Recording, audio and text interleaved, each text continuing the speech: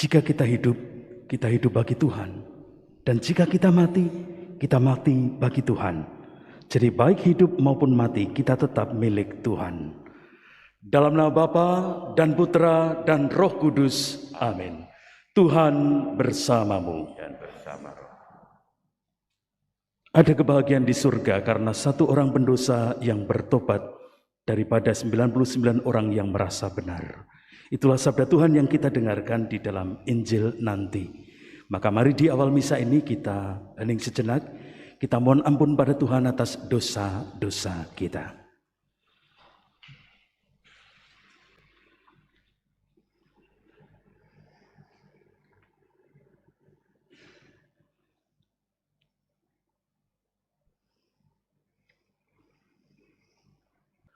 Marilah berdoa.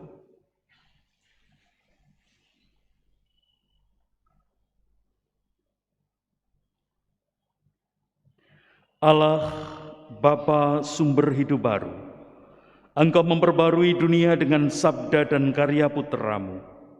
Semoga pengenalan kami akan Dia menjadi harta kekayaan rohani yang dapat kami bagikan kepada semua orang. Sebab Dialah Tuhan, pengantara kami, yang bersama dengan Dikau dalam persatuan Roh Kudus, hidup dan berkuasa Allah sepanjang segala masa. Amin. Biasanya kita merenungkan dari teks Injil yang baru saja kita dengarkan tadi tentang sukacita Tuhan atas pertobatan orang berdosa. Dan tentu saja itu benar. Yesus sendiri mengatakan hal itu di dalam perumpamaan tadi. Tapi saya ingin mengajak kita semua untuk merenungkan salah satu sisi lain dari perumpamaan tentang domba yang dikatakan hilang tadi. Kalau kita membaca sekilas teks tadi dan kita melihat secara sekilas, kita akan biasanya cenderung mengatakan bahwa ada seseorang yang kehilangan domba. Itu karena kita melihat dari kacamata si pemilik domba. Tapi kalau kita melihat dari kacamata dombanya, ini bukan domba yang hilang. Di sana dikatakan pemilik domba itu meninggalkan 99 yang domba yang ada untuk mencari satu domba yang tersesat. Jadi hilangnya ini karena tersesat. Dan kalau Anda biasa menonton televisi acara hewan-hewan di TV itu, National Geographic misalnya gitu ya, Anda tahu kalau di padang gurun ada seekor hewan tersesat, maka dia berada dalam bahaya besar. Entah dia akan diterkam oleh binatang buas, entah dia akan mati karena suhu yang ekstrim, siang hari panas sekali dan malam hari dingin sekali, lalu tidak ada tempat untuk berteduh. Sementara kalau bersama dengan gembala, dia akan dibawa ke tempat yang lebih teduh, yang lebih baik. Maka ini bahaya. Maka yang dipikirkan oleh sang gembala ini bukan pertama-tama soal ekonomis, bahwa saya kehilangan sekian juta rupiah domba yang hilang, bukan. Tapi yang dia pikirkan adalah ini domba yang sesat, keselamatan domba ini bagaimana? Dan itu menjadi masuk akal, bahwa dia mencari karena bukan sekedar persoalan ekonomis. Kalau ekonomis, ya sudahlah, hilang-hilangan domba 1 dari 100 yang kita miliki. Tapi karena keselamatan domba ini, dia berpikir tentang keselamatan domba yang dia cintai. Maka mencari domba bukan pertama-tama untuk si gembala itu sendiri, pemilik itu sendiri, tapi karena dia mencintai dombanya. Dombanya berharga bagi dia. Semakin kelihatan berharga ketika kita melihat teks tadi, di sana dikatakan bahwa pemilik ini mempunyai 100 domba. Ini tidak dikatakan bahwa bagaimana pendapatmu kalau ada seseorang mempunyai kira-kira 100. Atau bagaimana pendapatmu kalau ada orang mempunyai domba ya banyak, 100-an. Bukan kira-kira, bukan banyak, bukan 100-an, tetapi 100 domba. Artinya pemilik ini tahu betul jumlah dombanya.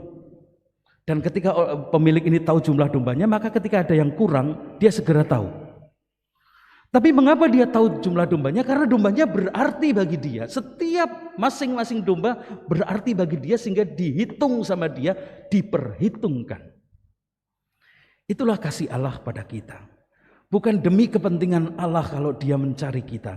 Kalau Allah ingin agar kita kembali kepada Dia, bukan demi kepentingan Allah, tapi demi keselamatan kita sendiri. Karena kita berharga bagi Allah. Karena kita bukan hanya kira-kira, kita bukan hanya sekitar bagi Allah, kita persis berharga bagi Allah. Ada 7 miliar manusia di dunia ini lebih, tapi masing-masing dari diri kita berharga, dicintai di mata Tuhan. Kita bersyukur atas cinta Tuhan pada kita. Kita hening sejenak, kita mohon agar kita pun bisa membalas cintanya. Kita tetap berada dekat dengan Dia, karena bersama Dia keselamatan yang akan kita alami.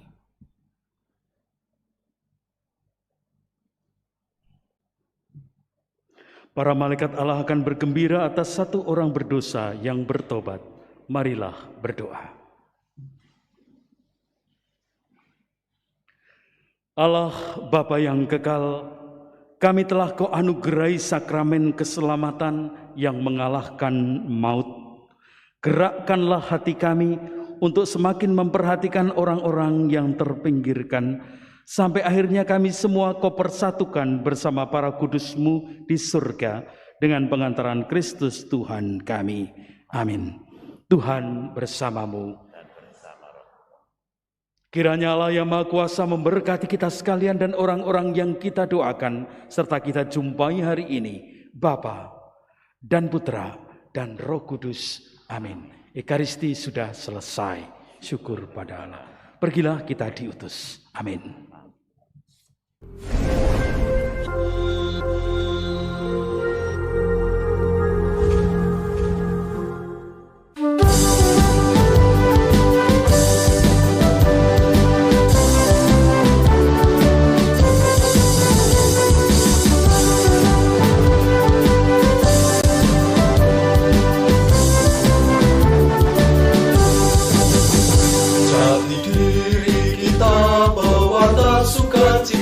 Setia ikut Kristus, teguh di dalam iman, kuat dalam harapan, mengasihi sesama. Bersaudara membangun kerjasama, menjadi garam dunia, layani sesama, ikuti teladannya, saat Yesus bagi bahtera imanmu, bentangkanlah layar doamu, nyalakan pelita hatimu, untuk hidupi panggilanmu, tegakkan salib panji Kristus, siap sedia untuk diutus, membawa damai kasih Tuhan, melaksanakan perbuatan